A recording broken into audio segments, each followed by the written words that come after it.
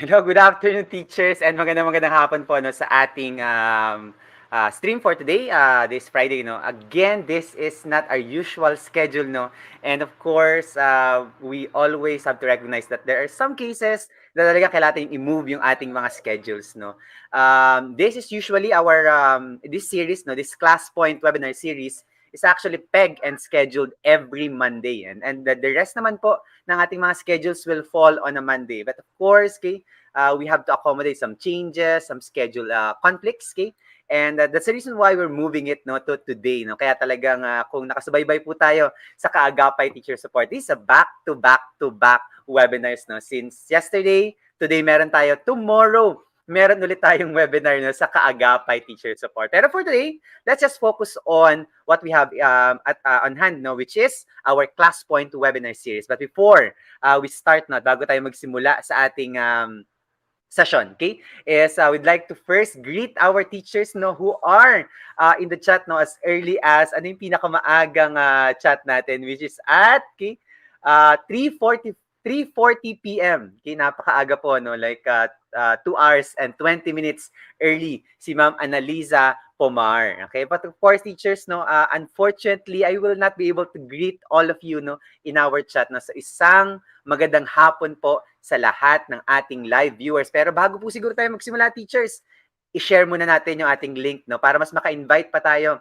ng mas maraming educators here in our stream at mas maraming makinabang sa ating session for today. Lalo na teachers, okay? Don't forget that we're going to give no once again Classpoint Pro accounts today. So lahat po ulit ngayon makakakuha na naman ng Classpoint Pro accounts no. Meron po tayong 6-month Pro account, meron po tayong 3 months Pro accounts, and of course sa ating lahat ng live viewers, okay, will also be getting 1-month Pro account. So pwede po tayo mag-ipon no. Kung nakuha niyo po yung last time, meron na kayong 1-month Pro account no. Kung hindi man kayo nanalo or hindi man kayo nakakuha ng 3 months, meron kayo or 6 months, meron kayo ng 1 month.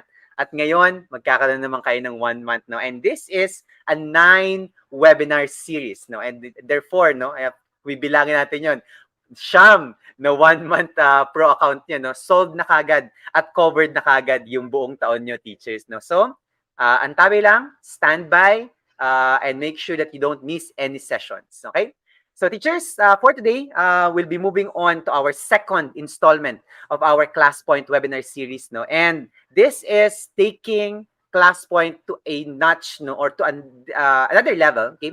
Because last time, Sir Madge, no, talk about the basics and the fundamentals of Classpoint, no, how to sign up, how to set up an account, okay, and basically how to use the different engaging or engagement features ni Classpoint. Now, for today, we're going to elevate that discussion. Okay, for today, for tonight actually, no, for tonight, we'll be taking you on using Classpoint as an assessment tool, using of course, no, sa this one. Parang hindi ito pwedeng hindi natin kilala, no? Parang ninong kamag-anak natin to si Bloom's, no? Nating mga educators at mga teachers, no? So Bloom's Taxonomy, ang gagamitin nating framework no for today. So our speaker for today will be taking us on discovering how do we use Classpoint, not only to engage our students but also to design assessments, okay? Following no the Bloom's taxonomy. Of course, gusto nating na-follow yung Bloom's taxonomy no in terms of engaging our students, okay, to a more rigorous, okay, authentic, critical thinking process no as students natin. Okay, so let's no longer prolong no our session for today para mas maraming oras na ma-share at magamit ng ating speaker for today. And it's my honor to present to you no our speaker for today, okay, who will be sharing with us no Bloom's Taxonomy and Classpoint, a breakthrough in giving classroom assessments. Okay, and let me first introduce our speaker for today, Maria Remalin G. Cruz. Ma'am Rems is part of the DepEd EdTech unit as an educational technology specialist. She has also received other certifications such as Microsoft Certified Educator, Google Certified Educator Level 1, yes, and Level 2, yes, and Adobe Creative Educator, just to name a few. She has helped many teachers to become tech-savvy and transformative educators with the help of technologies, tools supported by her background as an educator and an educational specialist. Let us welcome into our stream for today, Ma'am Rems. Ma'am Rems, good afternoon. Magandang hapon po. Ayan, isang mapagpalang araw po sa inyo lahat. Alam ko Friday pero alam ko excited pa rin yung ating mga colleagues from the department no na matutunan muli ang iba pang mga strategies na pwede nating i-offer sa kanila using different edtech tools. Ayan. So thank you so much po Sir Franco no for inviting me as one of the speakers po dito sa Classpoint series, and of course yung ating mother ng Classpoint na si Ma'am Steph. Ayan po. Thank you so much po for Yes, opo. Si Ma'am Steph po, by the way, teachers, nasa background lang. So, kung gusto niyo po mag-say ng hi, greeting lang po tayo sa ating chat at mababasa po yan, makita po yan ni Ma'am Stephanie, no, who just by the way, no, celebrated very recently, no, her birthday. So, belated happy birthday, Ma'am Stephanie, and of course, thank you for all that you're doing for the Filipino educators community and supporting. Of course, Ma'am Rems, you are highly recommended no by the Classpoint and of course by Miss Stephanie no, to take on this session. Pero siguro bago tayo magsimula, Ma'am Rems, no, is that I'd like to first ask about a quick overview no what's going to be talked about. Ano yung i-cover natin for today and what's going to be expected by our teachers in your session? Okay, for today, we're going to talk about classroom assessment and how we can use this framework, this what we call the Bloom's Taxonomy. So we will be using yung revised version na. And how we can integrate this framework, no? Katulad ng sinabi niyo, Sir, kanina, yung paggamit ng framework na to sa pag-integrate naman using Classpoint. Ayan. So, it is one of the best way din na pwede nating gamitin, especially ngayon na tayo ay nasa pandemic pa, no? And most of us, ang ginagawa natin is online classes, yung nasa synchronous learning pa rin tayo, no? At this moment. So, napakagandang tandem ng dalawang ito para mas makuha natin talaga yung target objectives natin, ma-meet natin sa ating mga learners. Ayan. Yes, indeed, no, Ma'am Rems, no, talagang power tandem itong Bloom's taxonomy no, plus Classpoint. So, Ma'am Rems, okay, without any more taking much of your time, no, we'll now give you the floor and you can now start your session. Teachers, okay, please be reminded this is a 2 certificate session. So please make sure that you accomplish the two evaluation forms to get the 2 certificates no for this session. Yes, dalawang certificates po. So, Ma'am Rems, good luck. Teachers, enjoy. Ayan. So, thank you so much po once again. Ako nga po pala si Maria Remelin G. Cruz, one of the Senior Educational Technology Specialist, DepEd ICT Educational Technology Unit. And for today, no, just to give you a bit recap, no, so although nasabi na to ni Sir, last time, no, na-discuss ni Sir Madge, ayan, yung isa sa ating mga Senior Educational Technology Specialist, yung tinatawag nating basic of Classpoint. But today, we were going to deepen pa yung ating understanding sa paggamit ng Classpoint. And of course, today, meron na tayong kasamang framework, which is what we call the Bloom's Taxonomy. So for today, my topic is about Bloom's Taxonomy and Classpoint, a breakthrough in giving classroom assessment. So yan, you can call me Ma'am Ren. So some of our participants, ayan, no, meron na nagjo-join sa ating klase, no? So if you want to join po sa ating klase, ayan, ang class code po natin ay nakikita at the right top corner ng ating screen kapag siya ay naka-slideshow na. So, ating class code ay 97923. For those participants na gustong mag-join sa ating classes, sa ating virtual class, ayan.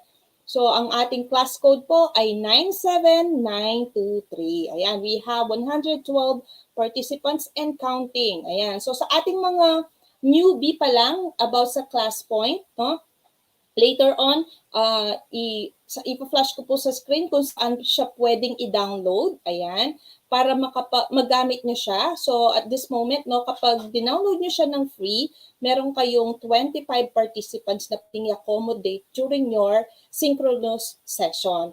Pero kung naka-pro account po kayo, you can accommodate 200 participants and meron kayong unlimited number of questions per slide. Okay? So, yun po yung kanilang pro account. So, again, kapag hinahanap nyo po yung class code na tinatawag natin, nandito lamang po siya sa right top corner ng ating slideshow. Ayan. So, yan. Punong-puno na ang ating ang ating klase, no? Na-reach na niya yung 200 maximum participants. So, thank you so much po sa ating mga participants. So, let us proceed po. So, to give you an overview of our topic for today, so ito po yung ating mga pinaka-outline, no? So, we have the classroom assessment, Bloom's taxonomy, and then we will also discuss the lower and higher order thinking. We will also investigate the revised taxonomy, yung mga new terminologies and new emphasis regarding this framework. And then we will explore each of the 6 levels. And lastly, we will integrate Bloom's taxonomy to Classpoint application. So I guess yung ating mga participants ay ready na matutunan yung mga kung paano natin itatandem yung duwang bigating framework na to. So we have Classpoint and of course the Bloom's taxonomy. Now to give you a short quiz na po, let's have this short question. So, sa tingin niyo po, ayan, sa ating mga participants na nakapasok sa ating klase, para sa inyo po, what does classroom assessment mean to you? Ayan. Para sa inyo po, ano nga po ba yung classroom assessment? So, kindly put your answers po. We will use the word cloud, yung isa sa mga type of question na meron si Classpoint. Ayan, so we will try to use word cloud. Ayan, tingnan yung mga responses ng ating mga participants. Ayan, so sabi ng isa, this is used for evaluation, test, quiz, ayan, meaningful learning. Ayan, so again, ang tanong po natin, for you, what does classroom assessment mean? Ayan, most of them answered evaluation. Ayan, measurement of, ano yun? Ayan, ang dami na. Ayan, pumapasok na yung mga sagot po ninyo. And majority, ayan, yung bigger na font is evaluation. Meaning to say, kapag mas malaki yung font size, ibig sabihin, mas marami ang nakasagot na similar answer. Okay, so most of them answered evaluation, result test, formative test, ayan. Systematic gathering of information, decision-making, okay, gauging students, napakagaling ng ating mga participants, ayan. Learners, learning progress, very good, no? Ayan, so tamang-tama po, lahat po ng mga ng inyong mga sagot ay tamang-tama. So we're talking about classroom assessment, we're talking about evaluation, and we will now discuss ano nga ba, paano nga ba natin i-identify talaga. Okay, coming from DepEd. Okay, so pag sinabing classroom assessment, ayan, let me close the submission. Close ko muna.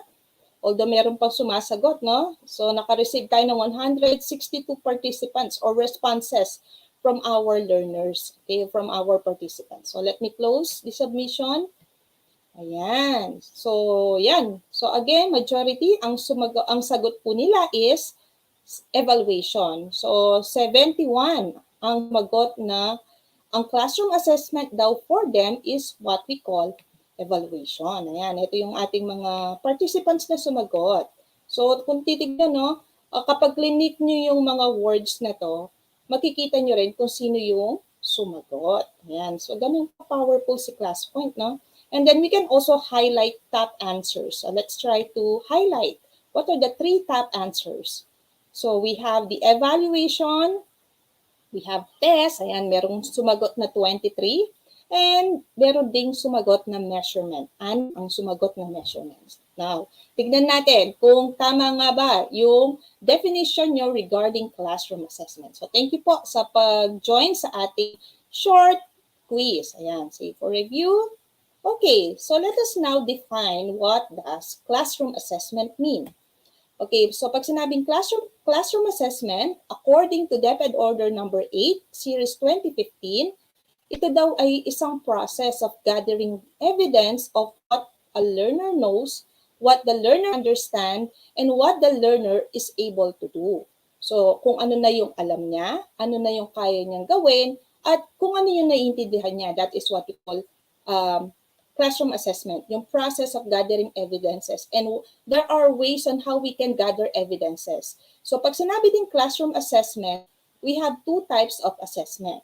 And that is what we call the formative assessment. Ayan. And last, we have the summative assessment. So let us try to define, to differentiate kung ano nga ba ang pagkakaiba ng dalawang type of assessment na to. Okay?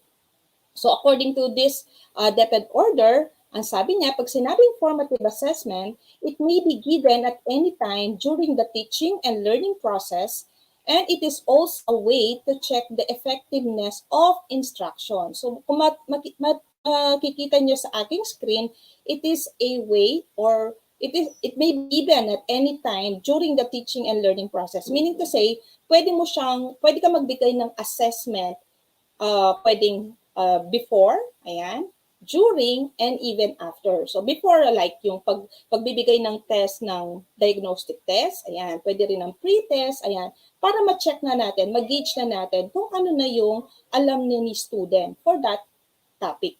Okay, so it's before. Pwede ka rin mag-take ng formative assessment during. So ibig sabihin, after your discussion, ititest mo na ngayon si student kung talaga nakakaintindi sila, and pwede rin naman after. So after the whole session, no, after mo na mag-discuss for a specific topic, pwede ka magbigay ulit ng formative assessment to check also, no, parang feedback na rin, hindi lang sa inyong mga students, but also sa ating mga teachers, no. Kasi one way na makikita natin na effective yung ating instruction kung ang lahat ng ating mga learners ay nakuha yung exam, okay? Or yung competency na tina-target natin. So that is what we call formative assessment. Okay? It may be given at any time during teaching and learning process. And sa DepEd order na to, pag sinabing formative assessment, they are not recorded, pero as in recorded or kasama sa computation sa final grade. Pero pwede natin silang i-record, parang basis natin para ibigyan ng feedback yung ating mga students. Okay? Next, we have the summative assessment. Pag sinabi namang summative assessment, it occurs toward the end of a period of learning in order to describe standards reached by the learner. So sa summative assessment, this is taken at the end of a quarter. For example, first quarter, magtitake ng exam ng unit test and quarterly examination. So that is an example of summative assessment. So lahat ng mga napag-aralan na topics, okay, sa quarter na yon, ibibigay yung assessment sa bata, titingnan kung may natutunan sila for that quarter. Okay, so we have unit test, ayan, or quarterly exam. That's part of the summative assessment. Okay, so those are the two types po, formative and the summative assessment. Now, so what is Bloom's taxonomy? Okay, so I know, alam ko yung mga teachers natin, no, kilalang-kilala na si Bloom's taxonomy. So let us define again what is Bloom's taxonomy. Okay, pag sinabing Bloom's taxonomy, it is a classification of thinking organized by level of complexity. So meron siyang level, 6 levels actually. So it gives teachers and students an opportunity to learn and practice a range of thinking and provides a simple structure for many different kinds of questions and thinking. So if you are familiar with these 6 levels, ayan. And usually tayong mga teachers, no, ginagamit natin yung Bloom's taxonomy, especially kapag nag-create na tayo ng mga set of questions, means most of the time, no, ginamit natin yan sa TOS natin or table of specification, naka-indicate doon kung remembering ba siya, under ba siya ng remembering, understanding, applying, analyzing, evaluating, or yung tinatawag na highest order question, which is the creating. So we will tackle this one by one later at magbibigay din tayo ng example kung paano natin gagamitin yung mga levels na to using Classpoint din. Okay?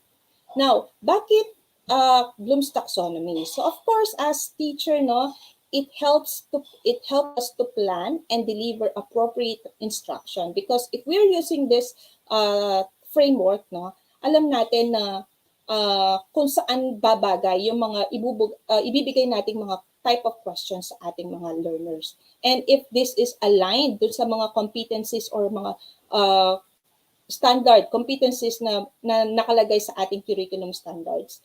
And it will also help us to design valid assessment, tasks, and strategies. And lastly, it ensures that instruction and assessment are aligned with objectives. So by using this framework, we can ensure that the highest form of learning, no, which is the creation, no, ma-reach natin. Remembering, no, na kung saan i-gauge muna natin kung ano yung laman na alam na ng mga students until such time na makapag-produce na sila on their own using this level, creation level. Okay? Next. So, we're done with Bloom's taxonomy. Now, di-discuss din natin yung class point. So, ano nga ba yung class point na tinatawag? So, most of us, no, kilala na si class point, no, pero pakilala pa rin natin sa iba. Baka yung iba ngayon pa lang na-encounter yung word na class point. So, pag sinabing class point, it is a powerful interactive classroom quiz tool that helps you build strong live engagement with students and improve their learning outcomes. So it works seamlessly with any video conferencing platform such as Microsoft Teams, Google Meet, and Zoom. So sa mga newbies pa lang po sa ClassPoint, pwede po kayong mag-download dito sa ating website, www.classpoint.io. So basically, no, sa ClassPoint, we have 5 types of questions. Meron tayong tinatawag na multiple choice, meron din tayong tinatawag na word cloud, yung sample kanina, no? Yung nakita niya para siyang Mentimeter. Meron din tayong tinatawag na short answer. These are the icons po. We have the slide drawing, the image upload, and these two, we have the pick a name. Ayan, para siyang roleta, no? Na kung saan, kapag clinic mo yan, usually nakikita po yung dalawang ito kapag naka-slideshow na tayo. Ito po yan, yung nasa ilalim. Okay? So if you will click this one, yung pick a name na icon, so yung mga nakapasok dito sa ating class code, no? So nakatakip yung kanilang pangalan. So pwedeng kang mamili kung sino yung gusto mong papag-recite or papagsalitain sa loob ng virtual class mo or during your synchronous learning. So halimbawa si Francis, so tatanungin mo siya, or pwede rin naman si Teacher Chito. Ayan, so Teacher Chito, naintindihan niyo ba yung part na to, and so on and so on, so forth. Okay? So, yan. So, that is pick a name. Then, we have this one, the quick poll. So, later, di-discuss natin yan one by one, yung mga parts na to. Okay? So, that's about class point. Now, going back to Bloom's taxonomy, no, meron tayong tinatawag na lower and higher order questions. So, ano nga ba yung mga lower and higher order questions? Paano natin malalaman that our set of questions are part of this order, okay? Yung bang tanong ko ay lower order lang? Yung bang tanong ko ay higher order ba? And so on and so forth. So let us discuss them. So the difference between the two is, okay, let's try. Pag sinabing lower order questions, these are questions that are under the remembering and understanding level of the taxonomy. So yun yung sa remember, which is the lowest, and then we have the understanding level. Now, usually we use the lower level questions in evaluating students' preparation and comprehension. So usually dito pwedeng tinatanong mo muna, pinaparecall mo muna sa inyong mga learners kung ano na yung alam nila about a specific topic. So we evaluate our students' preparation, kung meron na silang alam about this, and yung comprehension din nila kung ano naiintindihan nila for that topic, okay, or yung mga topic na dinidiscuss nila. And then, we can also use lower level questions in diagnosing students' strengths and weaknesses. And lastly, we can use these lower order questions in reviewing or summarizing content. So, dyan pumapasok yung ating remembering and understanding level. Now, paano naman kapag higher order? Okay. Kapag higher order question, dito naman yung it requires complex application, analysis, evaluation, or creation skills. Yun yung last four na nasa Bloom's Taxonomy. No? Yung apat na level na yon ay under po ng higher order question. And we normally use higher order questions to encourage students to think more deeply and critically. So, pwede kang magpa-debate. At kapag nagpapa-debate tayo, di ba, nagkakaroon nag-iisip si student kung paano siya mananalo on that debate. Okay? Paano niya ibibigay yung position niya na mananalo talaga siya dun sa debate na yon. You can also use this as for problem solving. Ayan, encouraging discussion, stimulating students to seek information on their own. In this level po, no, or in this type of order question, no, we want our learners to apply what they have learned, analyze a specific question based dun sa mga facts na get nila sa kanilang mga teachers, and of course evaluate, and at the end magki-create sila ng mga or magpo-produce sila from what they have learned. Okay, so these are the higher order questions. Okay, now, so what are the original terms? So dati, no, yung sinasabi nating Bloom taxonomy, ito yung kanyang level. So we have knowledge, comprehension, application, analysis, synthesis, and evaluation. But now na na-revise na siya, ito na yung mga new terms, no? So we have the creating, evaluating, analyzing, applying, understanding, and yung tinatawag nating remembering. So kung makikita nyo, if we will try to compare these two, yung ating synthesis, which is the creating, siya na yung pinaka-highest dito sa new or the revised framework ng Bloom's Taxonomy. And then second to the last is what we call the evaluation.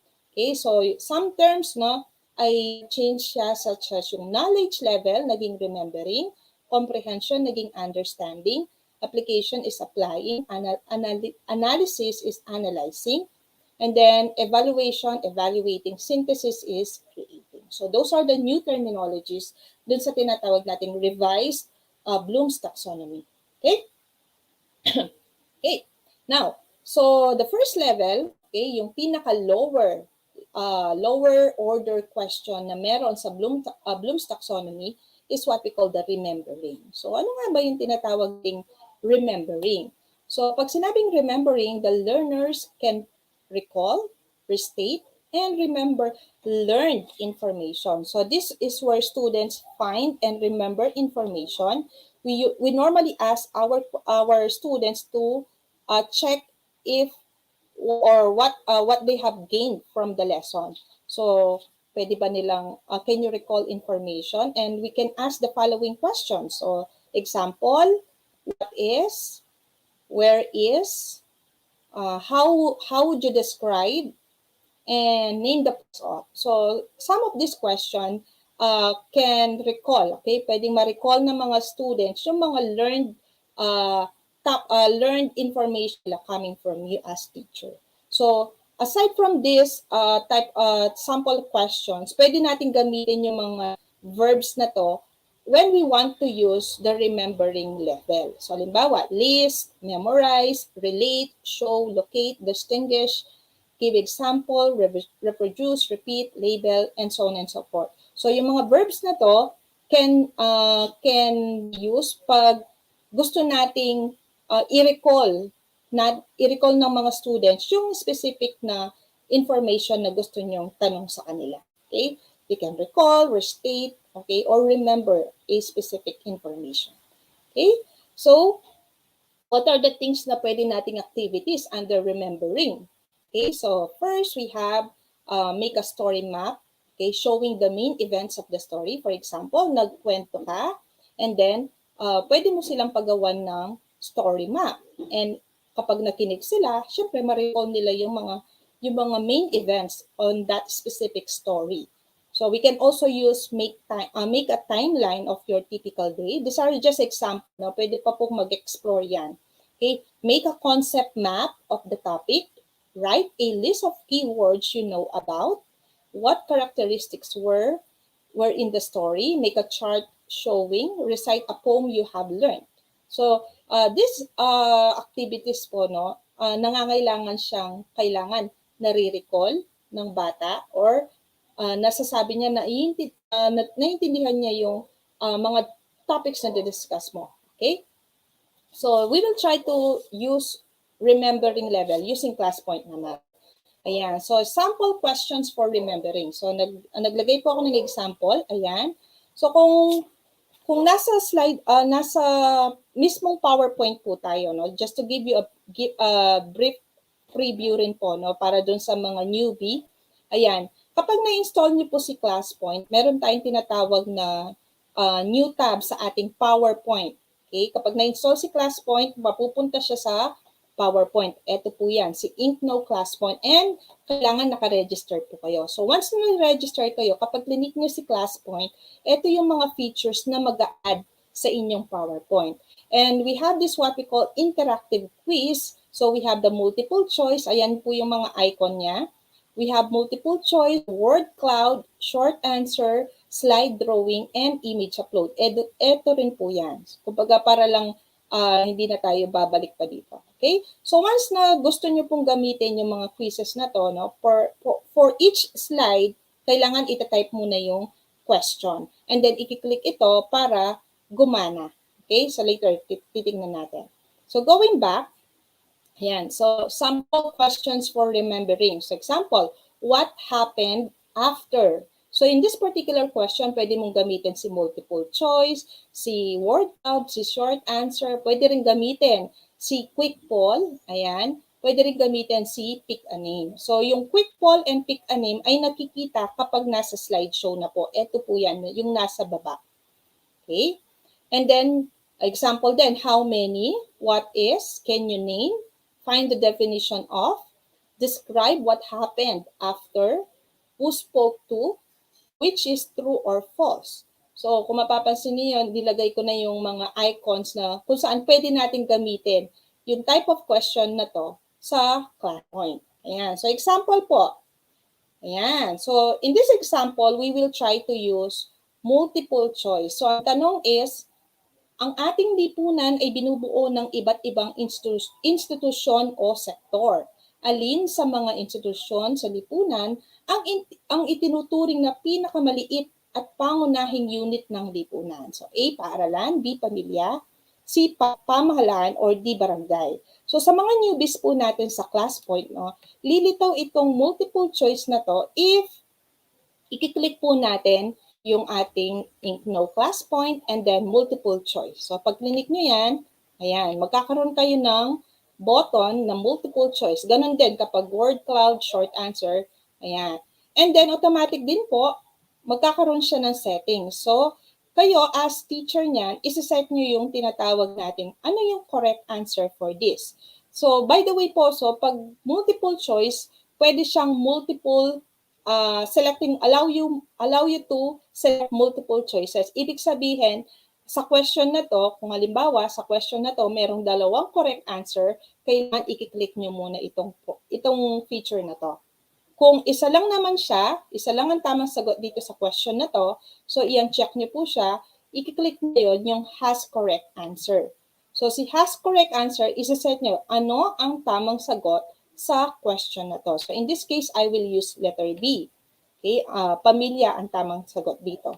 And then, we also have this what we call the competition mode. Kapag sinabing competition mode, pwedeng parang siyang Kahoot na kung saan, after na mag-take ng exam, makikita natin sa leaderboard yung rank 1, rank 2, kung sino yung unang sumugot, at kung ilan yung score nila. So we can use competition mode.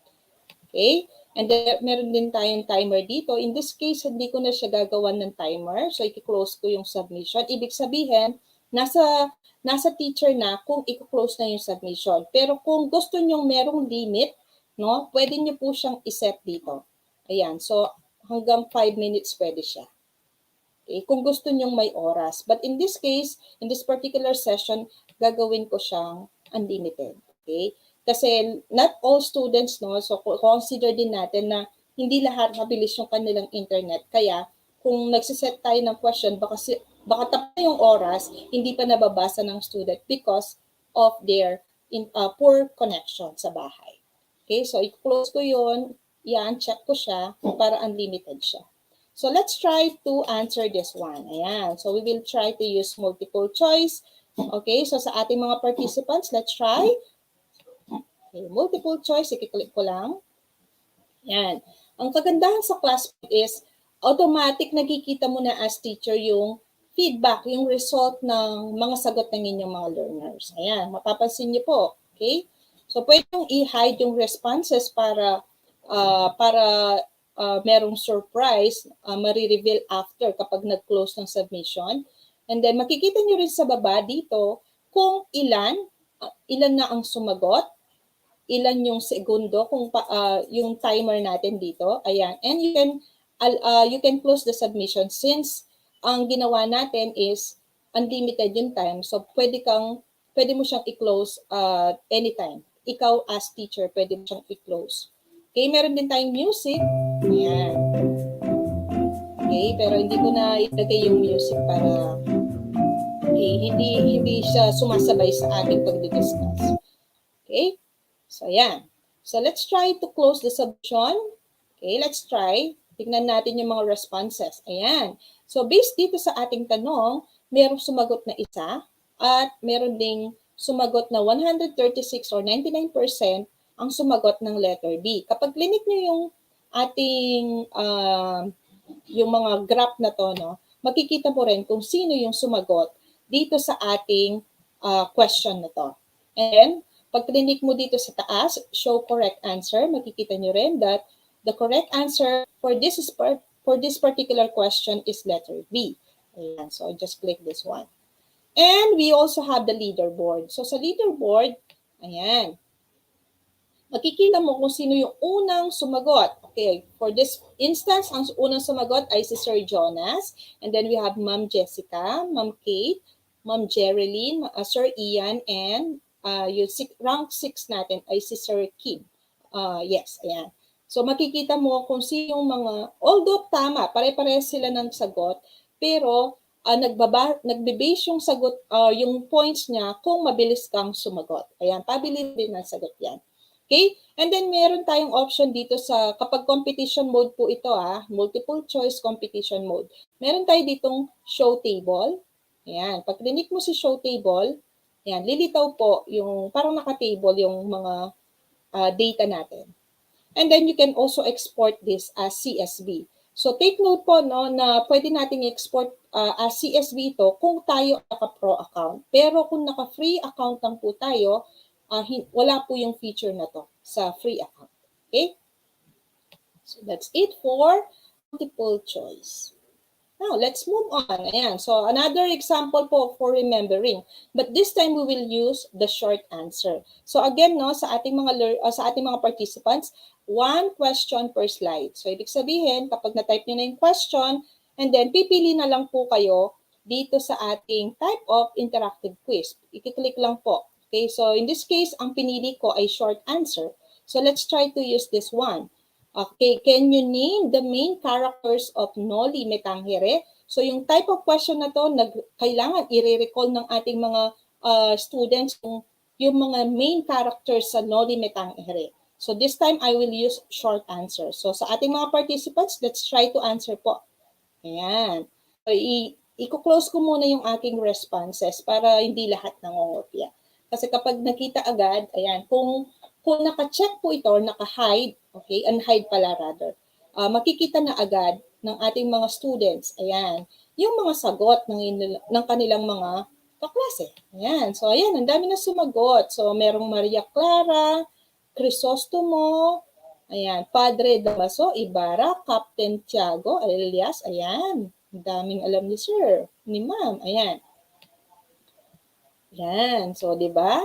Na-recall nila yung mga information na based dito sa tanong natin. So, this is part of remembering. Yan.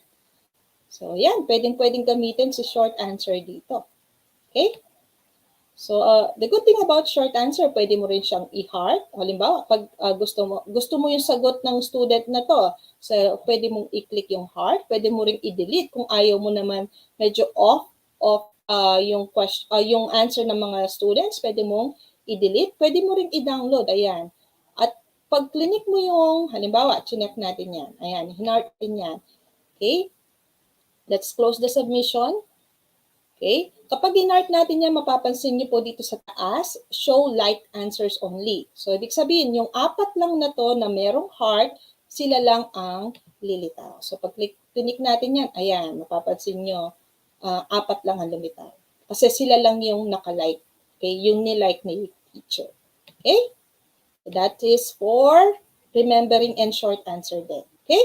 So, save for review. So, ibabalikan na lang natin. So, isa-save ko muna. Okay. Oops, naghang. Okay, wait lang po. Okay.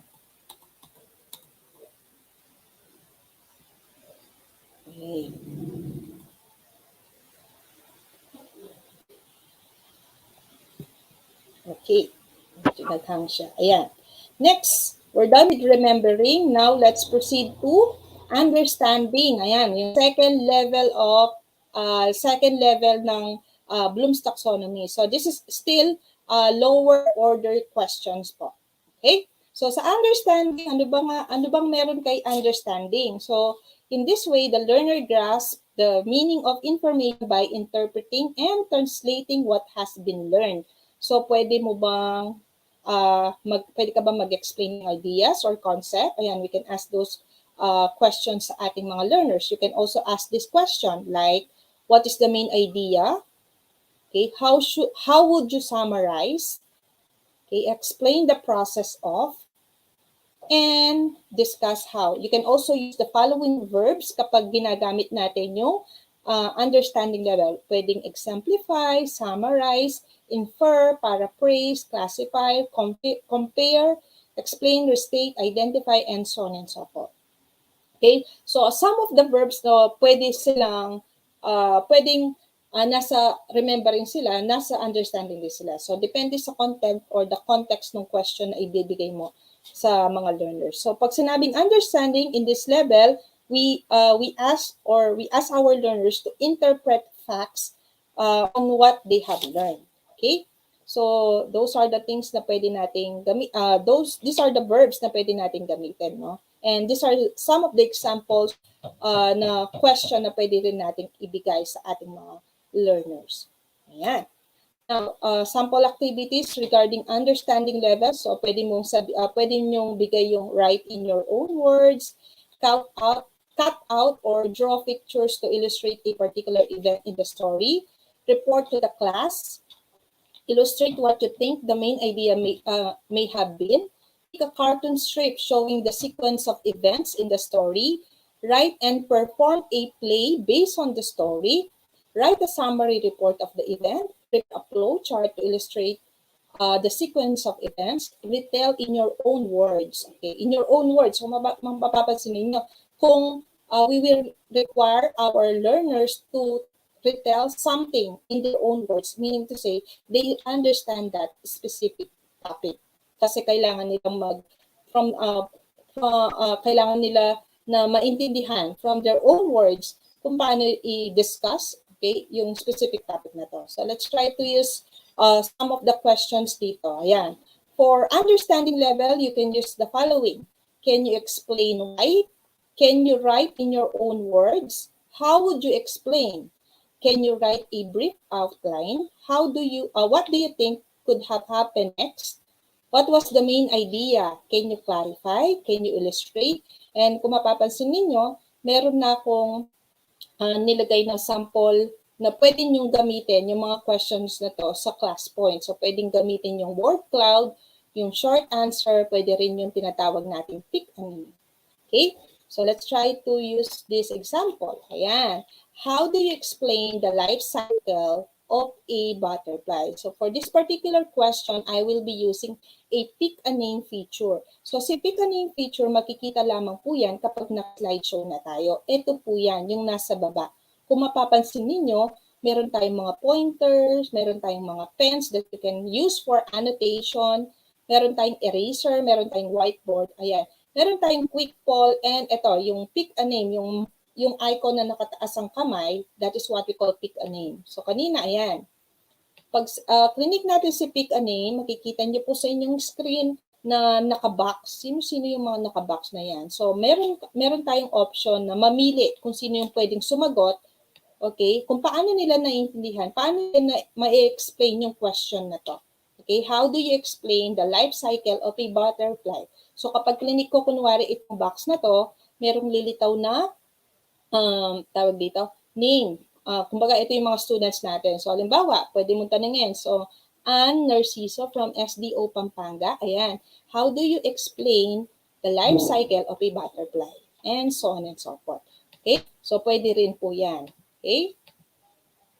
Kumbaga, on the spot, tatanungin natin yung bata, no? Using pick a name, matatanong natin yung bata na paano ba niya naiintindihan yung life cycle ng butterfly? Okay? So, we can use pick a name. Okay? In that way, makikita natin, malalaman natin na naiintindihan pala ng bata yung life cycle ng isang butterfly. Okay? Depende sa sagot niya. Okay? Next, applying. Ayan. So, applying. Okay?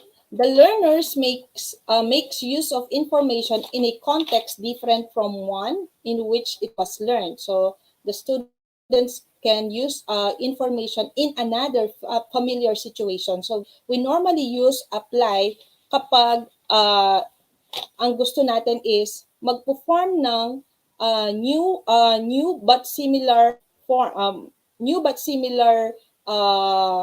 Form. Yan. So, halimbawa, nag-try kang mag-compute and nagbigay ka ng another equation sa ating mga learners, pwedeng-pwede yon. So, pwede sila mag-solve at kailangan i-apply nila yung mga natutunan nila to compute a specific equation. So, ano yung mga pwede nating itanong sa kanila? So, make a chart to represent, calculate how much, ayan, how would you solve, and how would you use? So, some of the questions na pwede nating itanong sa mga bata using applying. And you can also use the following verbs like implement, carry out, use, execute, translate, manipulate, exhibit, illustrate, calculate, interpret, show, make, practice, and so on and so forth.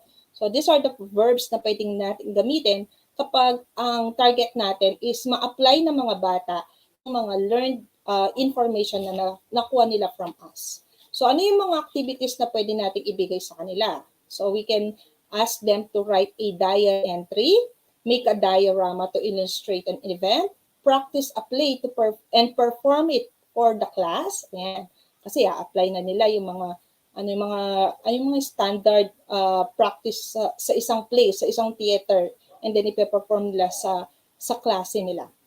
Make a scrapbook about the area of study, prepare invitation for a character's birthday party, and so on and so forth.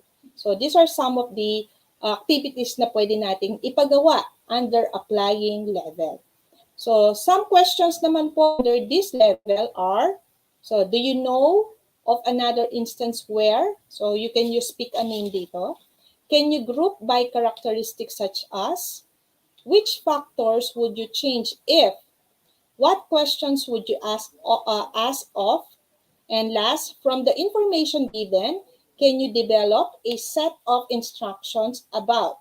So, pwede mo magamit yung mga type of questions na meron si Classpoint. So, pwedeng short answer, pwedeng slide drawing, image upload, pick a name, and so on and so forth.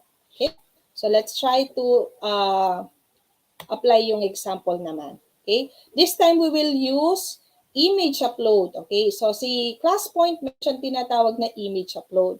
So, ang ating tanong sa ating mga learners is, solve the area of a basketball court. Ayan. Pag sinabing area, di ba? Length times width. Tama po ba? Ayan. So, meron ng given na length at width. At ang gusto natin is, kailangan ma-compute ng mga bata. Okay? Pwedeng through paper and then pipicture nila. and then i-upload nila using their Classpoint app. So kapag clinic ko si image uploads, ayan, sa ating mga participants, no, paki-compute po, okay? Solve the area of a basketball court. So timer starts now. So tingnan natin yung mga responses ng ating mga learners yung ating mga participants using this feature, yung tinatawag nating image upload. So sa image upload po, no, meron kang option doon to upload an image coming from a website, from your device, okay? Or pwede rin pipicturean mo yung particular na pinapagawa ni teacher and then isi-send mo siya using Classpoint. Okay.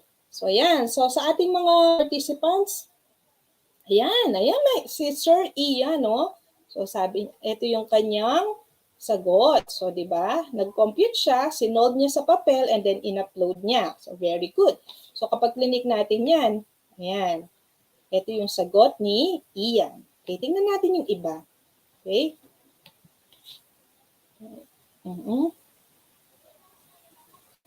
Try natin. Ayan. So, again po, sa ating mga learners, sa ating mga participants na nasa klase ko, no, ang task po natin is to compute.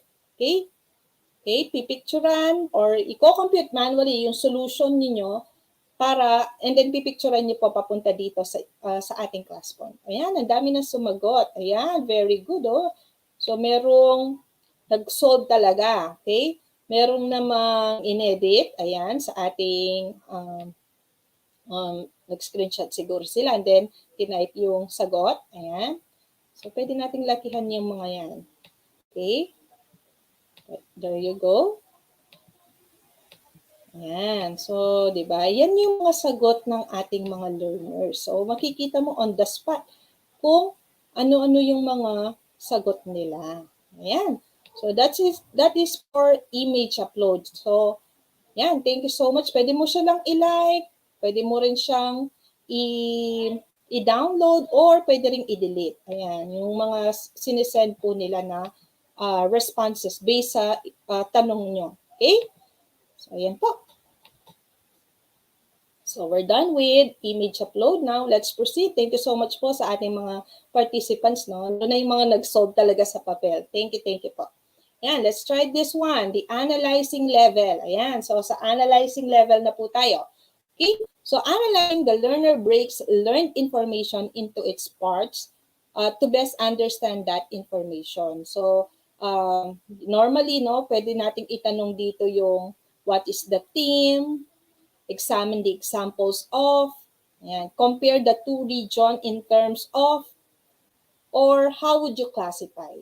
Okay, so you can also use the following verbs. Ito yan. Okay, pwedeng kapag analyzing yan, we will use the following verbs. We have compare, organize, deconstruct, attribute, outline, structure, integrate, investigate. Ayan, pwede rin natin pa-distinguish, appraise, experiment.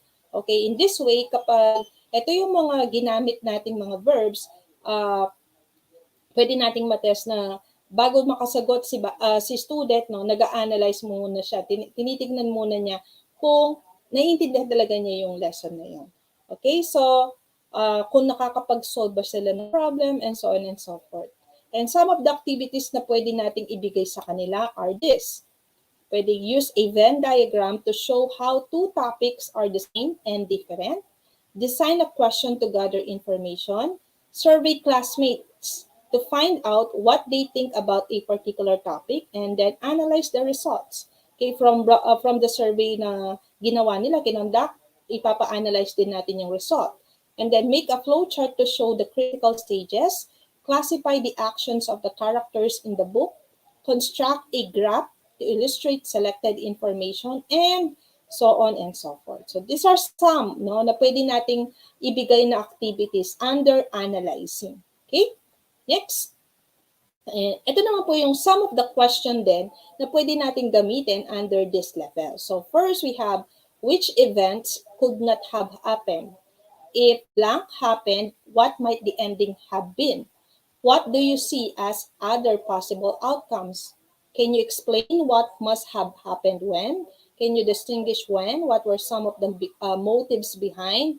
what was the turning point? And kung makikita niyo po, naka-indicate din dito sa example na to, yung mga type of questions na meron si Classpoint. So, pwede natin gamitin si short answer, si multiple choice, pwede rin si pick a name. Ayan. So, try natin yung question na to. Ayan, assuming we have this question. So this time naman, gagamitin natin is word cloud. Okay? So ito yung isa sa mga feature ni Classpoint. Okay, type of question ni Classpoint. We have this what we call word cloud. So the question is, what was the turning point of the story, The Rabbit and the Turtle? So let's try it. Okay, yung mga participants natin, ano kaya yung turning point dito sa story no? Si Pagong, ayan, si Coneo at si Pagong. Ayan, tignan natin mga responses ng ating mga learners, ng ating mga participants. Okay? Ayan, meron ng 3 sumagot. Ayan. Okay. So, try natin tignan yung kanilang mga responses. Okay, let me unhide the responses. Ayan, so sabi nila, the turning point is when the turtle outwit the rabbit. Very good. When the turtle won over the rabbit. So these are some of the responses po ng ating mga participants. Ayan. Turtle won the race. Ayan. About being wiser. Okay. Yan. So, yan. No? So, using word cloud and at the same time, nakapag-analyze din sila. Ano ba yung naging turning point nung kinwento ni teacher yung story na The Rabbit and the Turtle? Okay? So, let me close the submission. Ayan. So, these are your responses at the same time, no? As teacher, makikita mo na agad ano yung pwede mong ibigay na feedback sa ating mga learners. Kung nakikita mo na hindi masyadong aligned yung kanilang mga sagot, pwede mong i-clarify again sa kanila na yung turning point is this one and so forth. Okay, so let me close the submission. We have 85 responses under this question. Okay. Okay, ayan. So we're done with analyzing. Now let's move to the second to the last. We have the evaluating level. So saan naman napapalo or pumapalo si evaluating? So the learners make decisions based on in-depth reflection, criticism, and assessment. So these are the questions na pwede natin ibigay ating mga learners. Example, we have defend your answer, critique the paper of, test whether this method is, and how would you evaluate? Okay, so dagdagan nyo na lang po yon.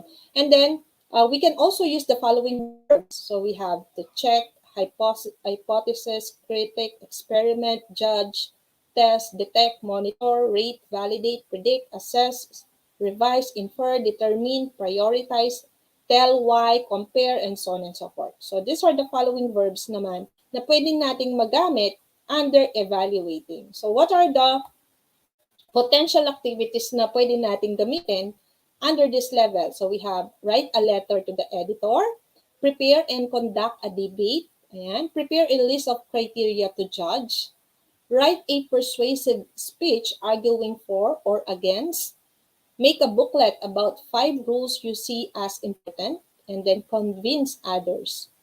Form a panel to discuss viewpoints on, write a letter to advising a changes needed, and so on and so forth. So these are some of the activities na pwede po natin gamitin or ibigay sa ating mga learners under this level. Now, some of the questions are, is there a better solution to? So in this way, ang pinili ko is sa Classpoint is yung short answer because they can type their answers. Ayan, pwede rin naman yung pick a name. Pwede rin nang sabihin nila agad yung kanilang sagot.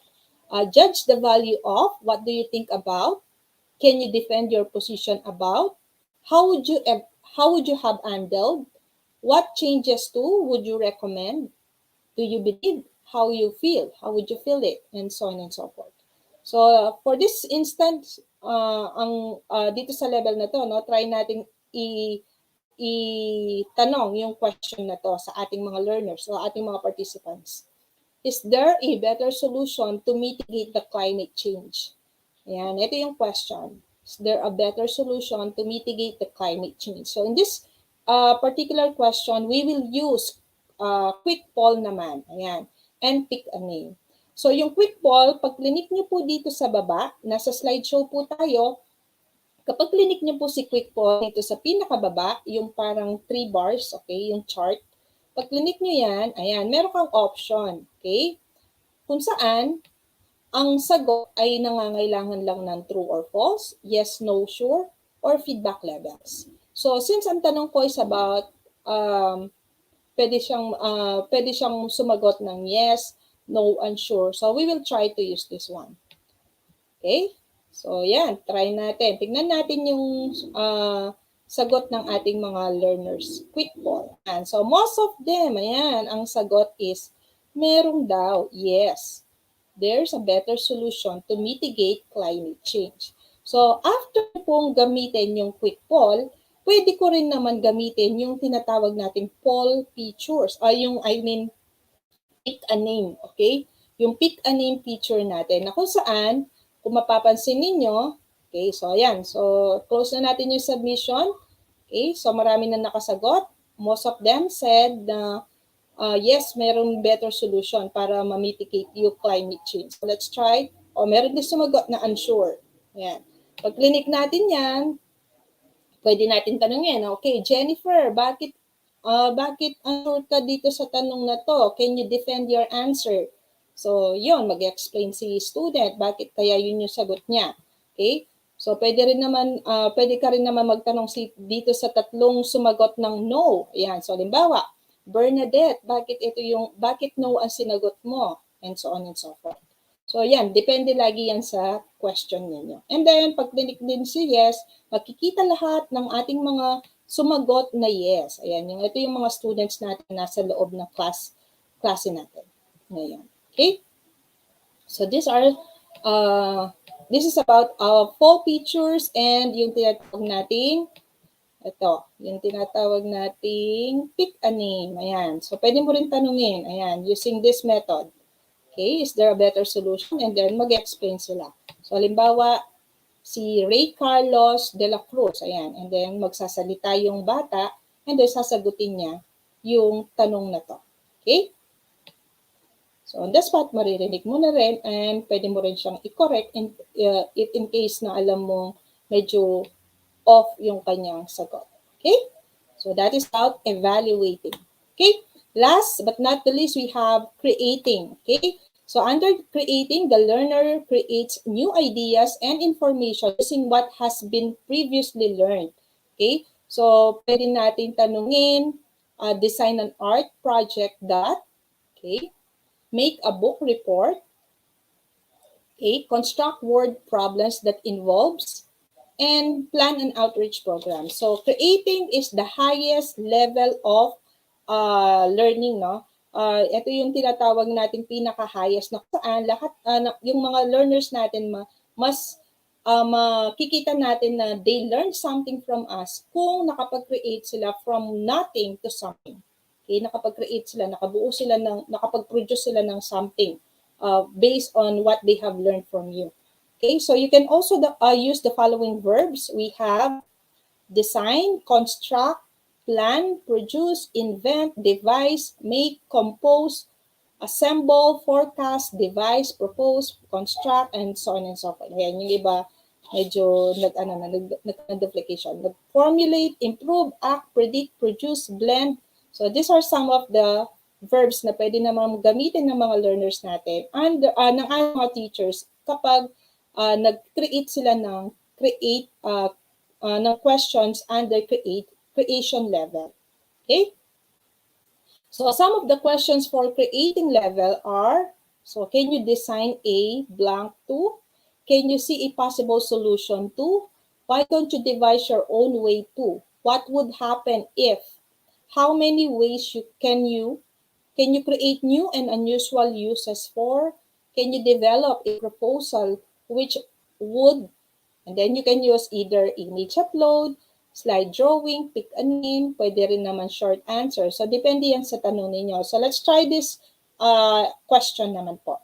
So, this time, I will be using the slide drawing. Ayan.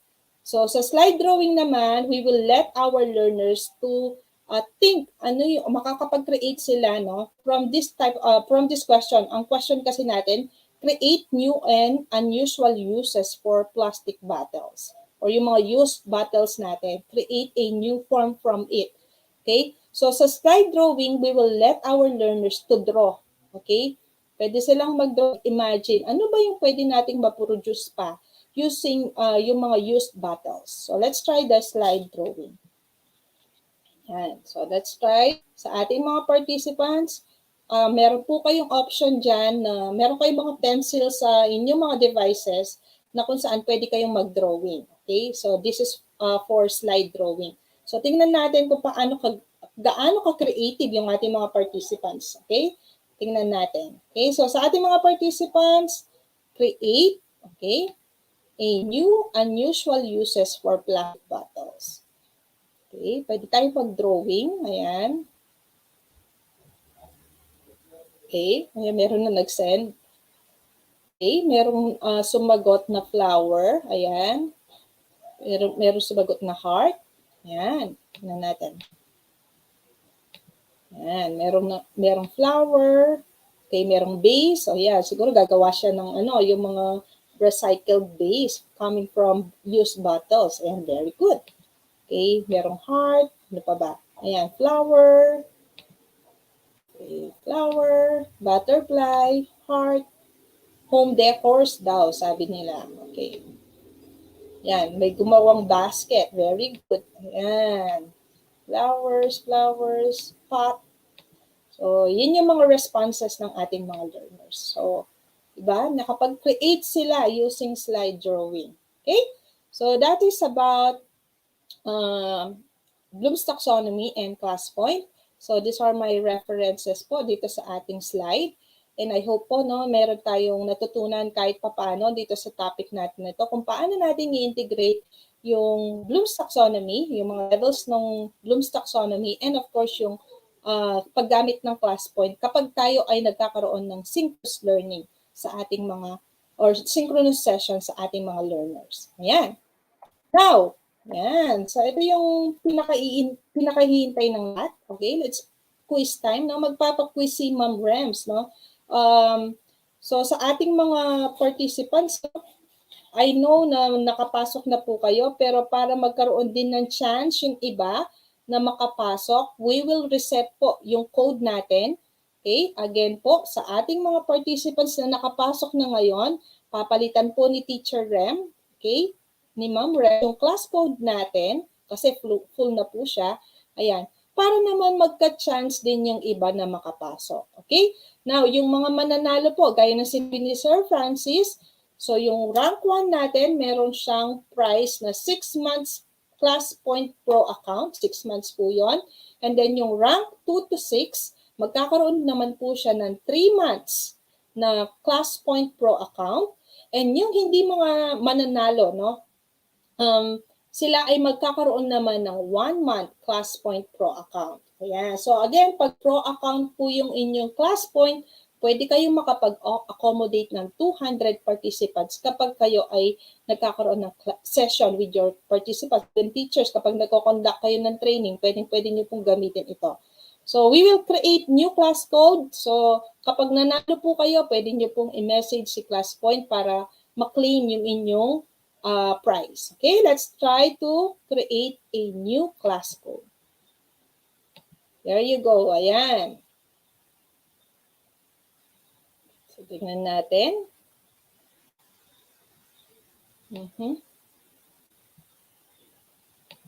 So, ilan na yung ating mga participants? So, ang class code po natin is 43436. Ayan, ang dami na pumapasok. Okay? So, we have 140 participants. Don't worry po, napaka-easy lang ng question natin. Hindi po kayo pagpapawisan sa itatanong ni Ma'am Rems. Okay? Isang question lang para mas maging madali po. Okay? So, class is full. Okay? Pwede na tayong mag-start. So, yan po. So sa mga hindi nakapasok, pasensya na po, hanggang 200 lamang po talaga. But don't you worry, no, meron pa rin po kayong consolation prize na 1-month ClassPoint Pro. Okay, let's try to take our quiz. Okay, ready na po ba? Okay, ayan po yung ating prize. So, sa rank 1, meron tayong 6 months ClassPoint Pro account. Rank 2 to 6, meron siyang 3 months. And then yung consolation prize natin, na 1-month ClassPoint Pro account sa lahat ng mga participants natin for this webinar. Okay, let's try. Are you ready? Ayan. So, the question is, there you go. Okay, where is the class code located during the slideshow mode? A, upper left side of screen. B, upper right side of screen. C, center of screen. Or D, lower right side of screen. Okay, again, where is the class code located during slideshow mode? Ayan, so let's try. Timer starts now. Ayan, so i-hide muna natin yung mga responses. Okay, let's wait.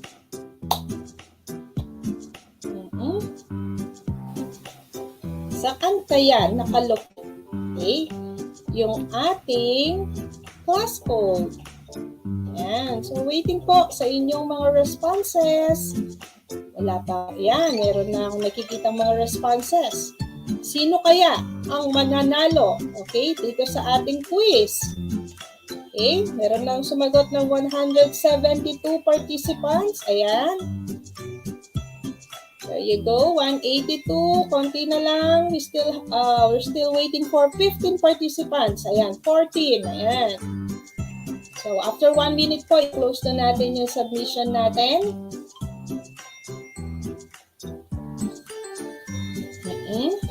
192, ayan, very good. Sino kaya? Okay, sino kaya yung mga mananalo dito?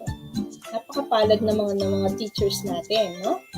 Ayan, so 5, 4, 3, 2, and 1. So, let us close the submission.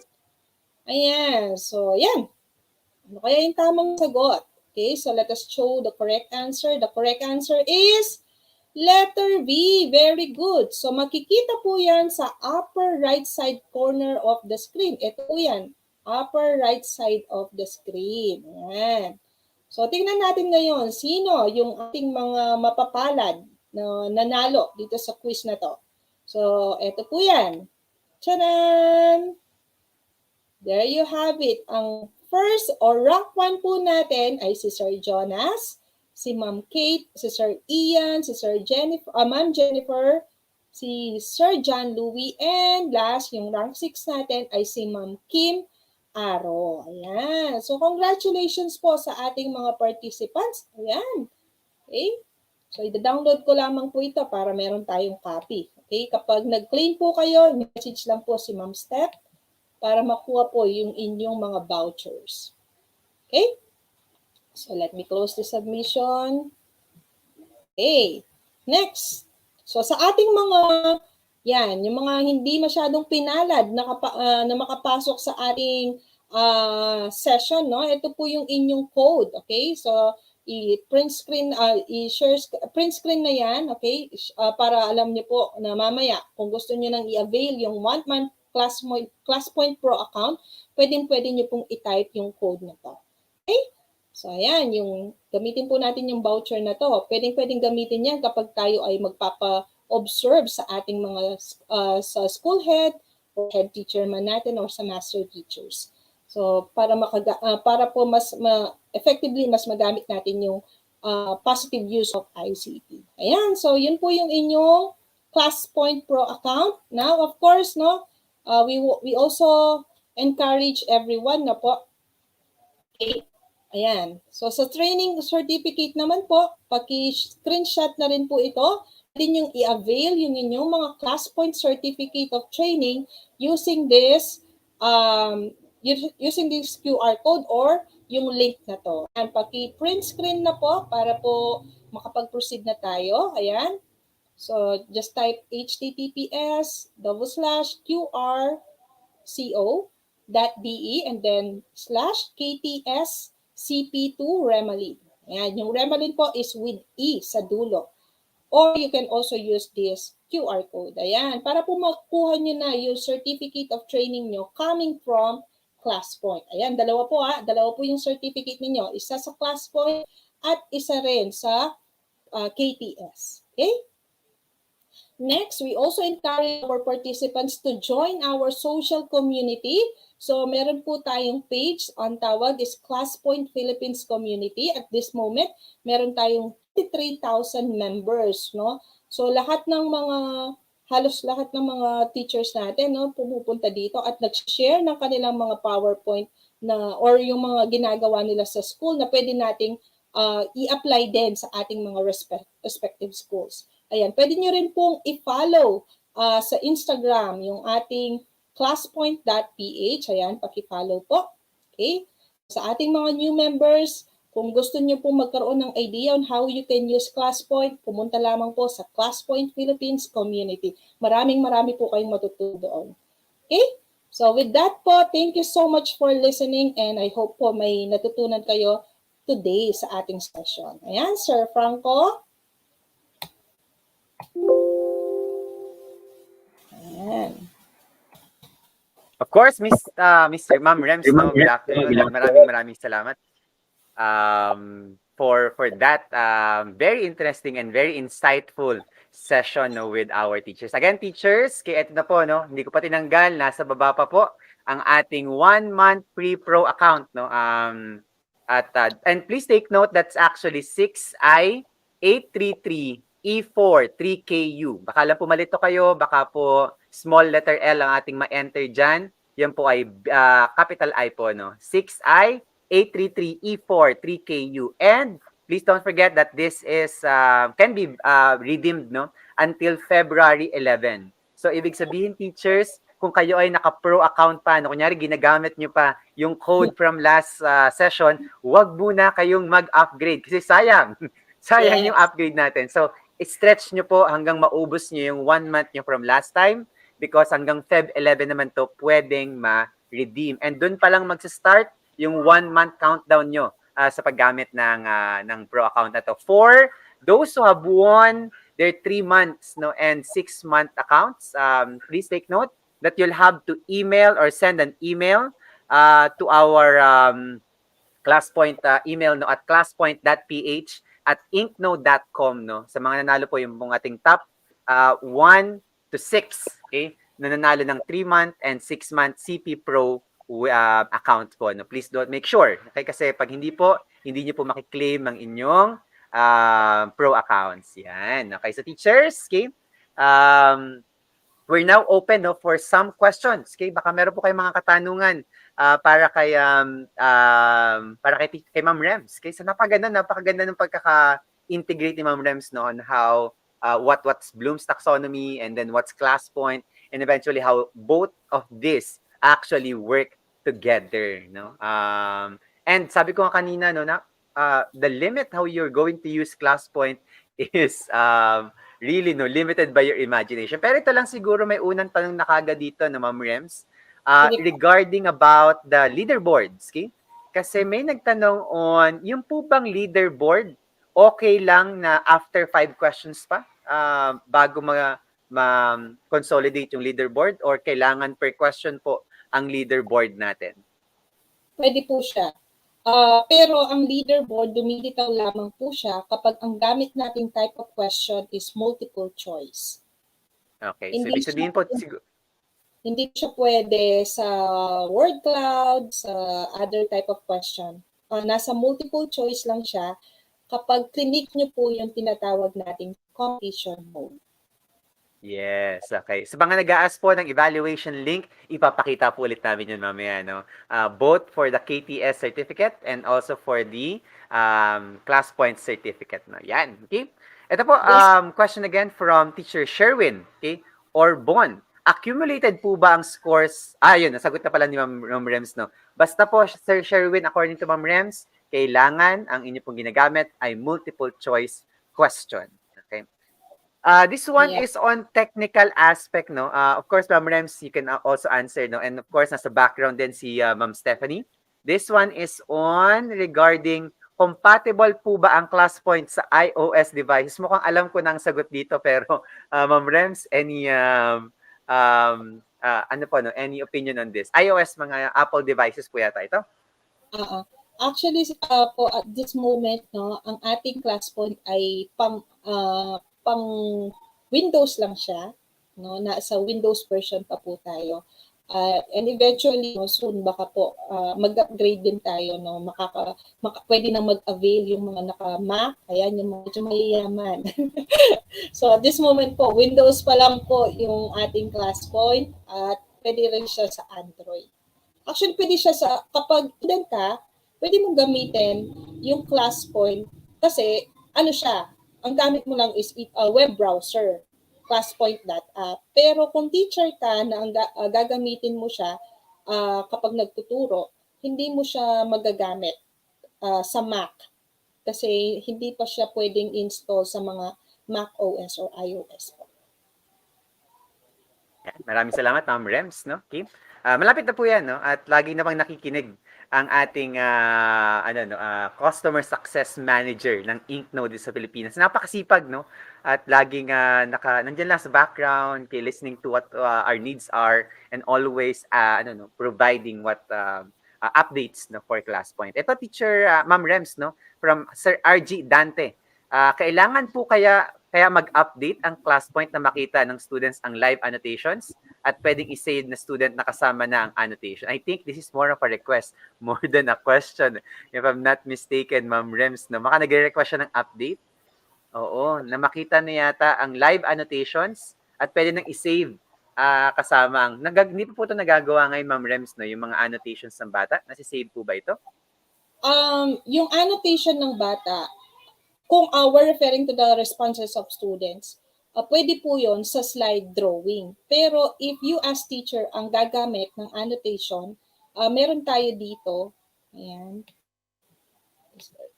Okay, wait lang po. Ayan. Naka-show po ba yung screen ko, sir?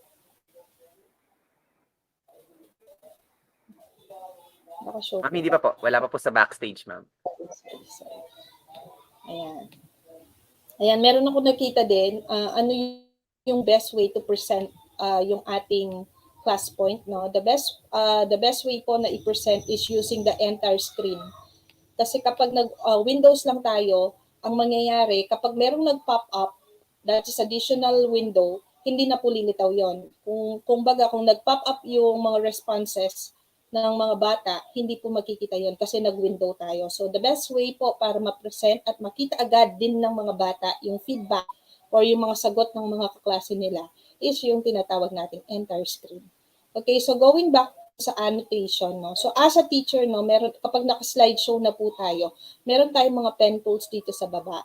We can annotate, okay? So pwede tayong magsulat and pwede nating ma-save. Pero yung tinanong kasi ng isa sa mga participants natin, kung yung mga students, tama po ba, sir?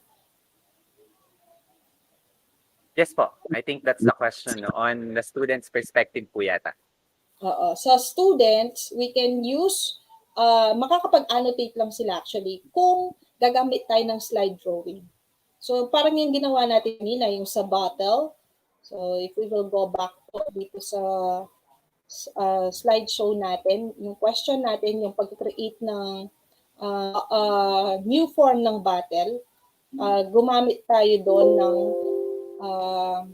tawag dito. Wait lang po. Dito ang ginamit natin ay slide drawing. Okay? So in this way, pwede mag-annotate yung bata using this one. Basta nandito po yung slide drawing ng type of question. And then pwede na makapag-annotate yung bata. Okay? At isa-send nila sa atin, masasubmit sa atin, at makikita natin yung responses. Okay po? Yes, thank you, Ma'am Rems. No, maraming salamat for that. Okay. This one is on from Teacher D. Okay.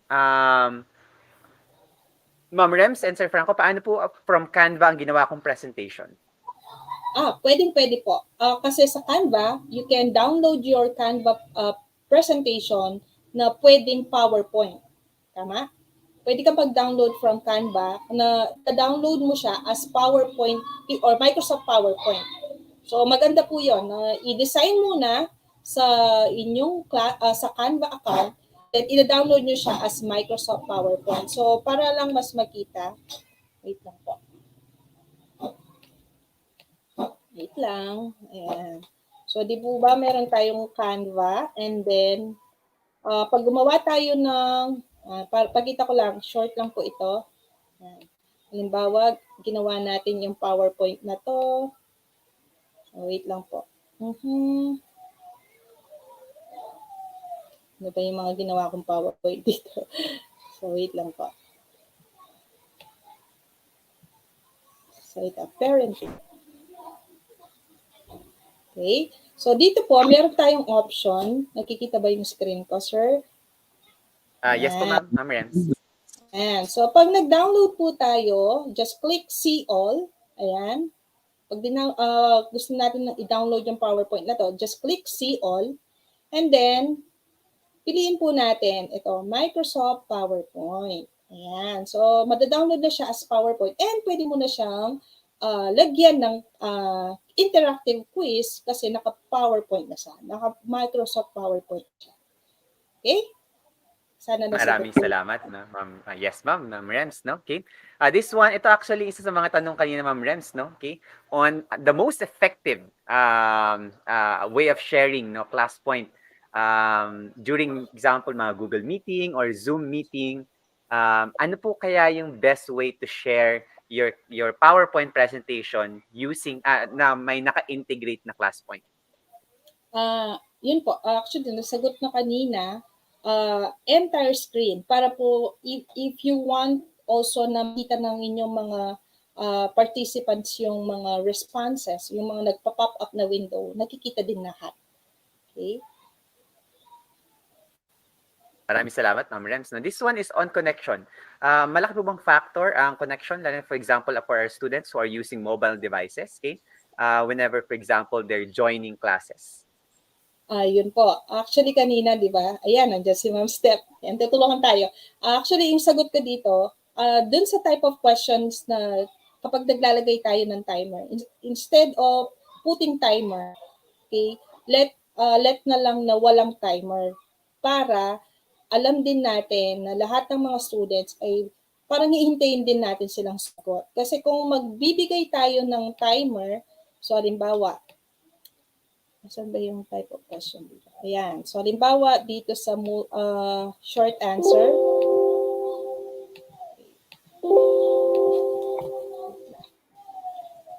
So, let's try to use this one. Okay, kapag naglagay po tayo ng timer, halimbawa ito, close submission after 15 seconds. So, yung mga nakakasagot lang, yung medyo mabibilis lang po yung internet. After 15 seconds, wala tayong hindi automatic magko-close yung ating submission, no? So kawawa din naman yung mga students na medyo mabagal yung internet. So yung recommendation ko rin, since di naman lahat pare-parehas yung speed, yung bandwidth ng internet. So siguro yung recommendation ko is i-check na lang po. Huwag na tayo maglagay ng tinatawag nating timer or yung close submission after.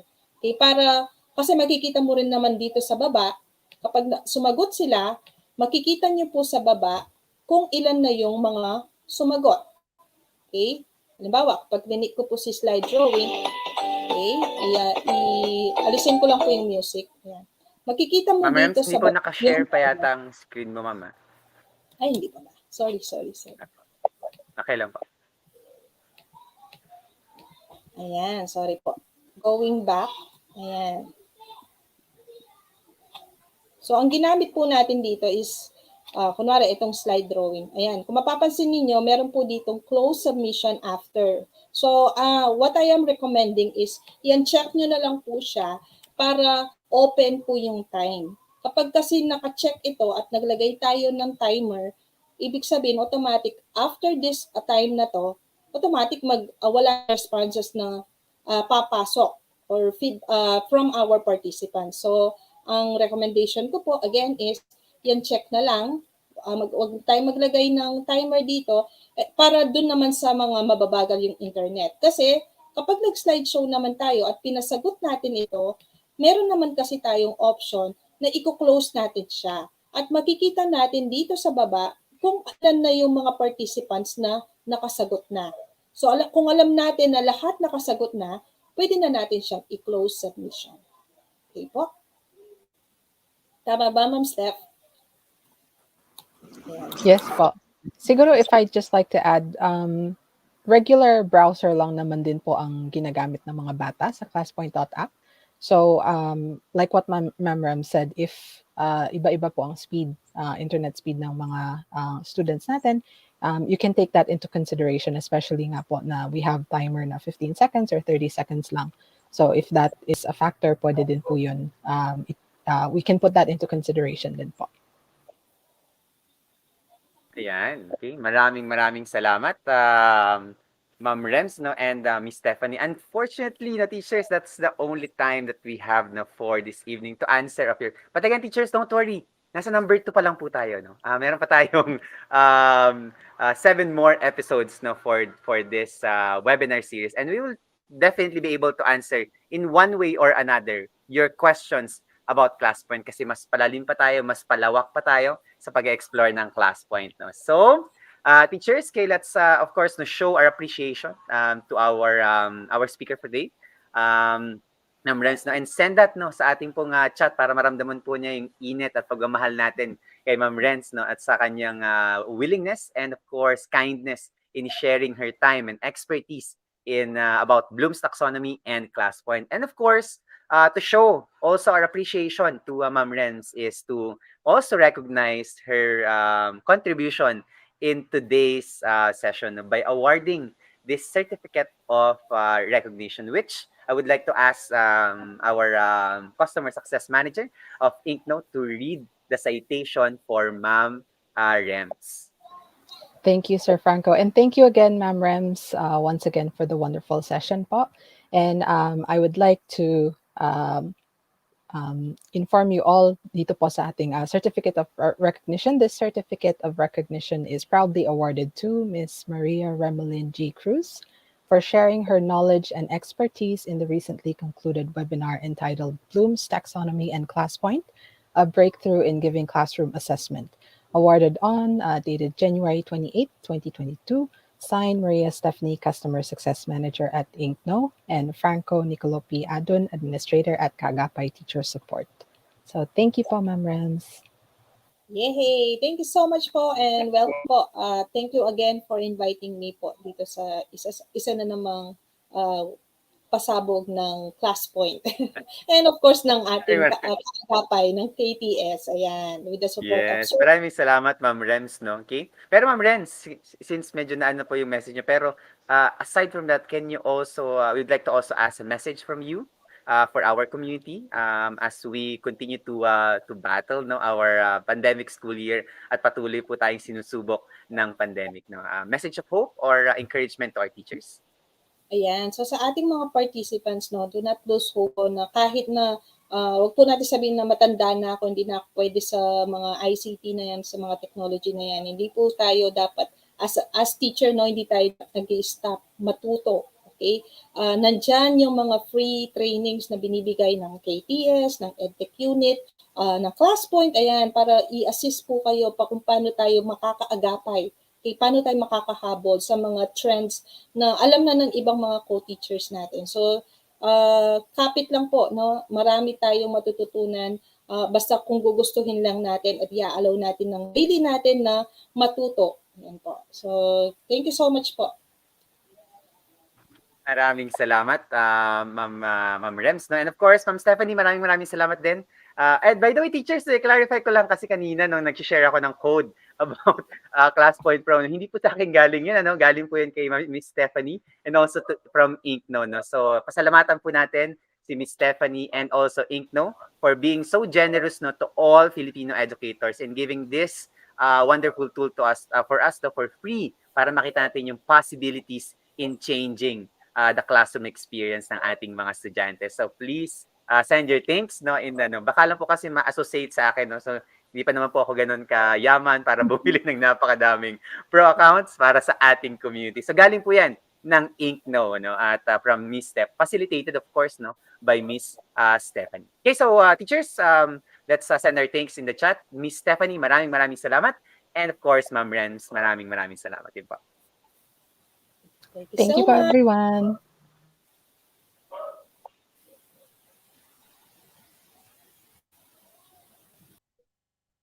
Okay, so teachers, ayan na. Please make sure to claim your 1 month free pro account, no? At ito po yung code natin, 6I833E43KU. Okay, so upgrade nyo lang po yung mga pro accounts nyo. Pero teachers, no, huwag mo natin kakalimutan, kung active pa yung pro accounts nyo, huwag nyo muna pong gamitin to. Sayang, kasi mag-override lang yan po. Hindi po yan nag-accumulate, no? So kapag ginamit nyo po kagad yan, meron pa kayong active na pro account, ma-override lang po niya yun. Sayang lang, okay? So what you can do is to actually wait out, no, until maubos niyo po yung pro account na yun at gamitin po itong bagong code natin. This could be redeemed until February 11. Okay? So 11 po. February 11 ang last redemption ng code na ito. Okay? And of course, as I mentioned, teachers, no, this is just the second installment of our webinar series. Okay? So we still have 7 more to go. And on our next set of installments for this webinar series, okay, for February, we'll be having student engagement with Classpoint. And of course, presenting with Classpoint both on February. So abangan po natin yan because again, we'll be giving out Classpoint Pro account. You'll be also treated with a 3-month Classpoint Pro account and 6-month Pro accounts. And of course, not to mention the beautiful, loaded topics that we have for you in those next 2 sessions. Okay? So wag po natin kalimutan yan, teachers. And para po sa lahat ng mga nagtatanong, teachers, kanina po nagtatanong, nasa na po ang evaluation link natin? Eto na po. Of course, para po sa mga gusto pang mag-evaluate for the Classpoint Classpoint evaluation and Classpoint certificate of training, please go to https://qrco.de/ktsp2remalin and you'll be getting your Classpoint certificate of training. While for those who will be also getting, okay, for a while, okay, let me just bring that down. Okay. You can also get your KTS certificate at https://tinyurl.com/cp2evaluation. Okay, so dalawa po yan, no?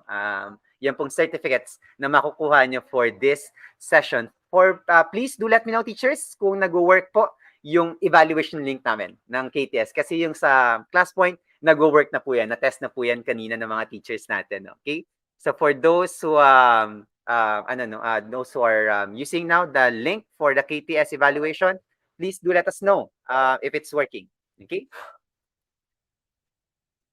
Yes po, Teacher Ivan Shane Lorenzo Malala. Okay, our first set of CPD accredited events will come in February. Ayan. According to Teacher Karen, working po. Teacher Mila, Teacher Gemma, Teacher Mark, maraming salamat. Okay? That's also automatically, teachers na syempre na pressure po ako sa Classpoint, no? So you should be able to receive your certificates as well, no? Immediately. Dapat po pagka-accomplish niyo po ng form ng KTS, makuha niyo na rin po yung inyong certificate. So this evening, 2 certificates na po kayo agad-agad. Okay? And of course, kung hindi pa tayo maka-accomplish ng certificate today, certificate or the evaluation for KTS will be open until next week. So mahaba po yan, teachers. Para po sa flexible time, ma-accommodate po namin ang napaka-loaded, hectic schedule niyo pong mga teachers. Okay? Yeah. So teachers, kung wala na po tayong mga questions or concerns, okay, that would actually be it, teachers. Ako po yung magpapaalam na. Maraming salamat, okay, for joining us in this session for today. And of course, we hope to see you again on our next sessions. Tomorrow po sa KTS, by the way, meron pa tayong isang session for the January series. Wag din po kayong mawawala kasi loaded session din po yun. Okay, so again, maraming salamat at paalam po. Stay safe, teachers. Stay negative from COVID-19 but stay positive in life, teachers. Maraming salamat. Paalam po. Have a nice evening, teachers.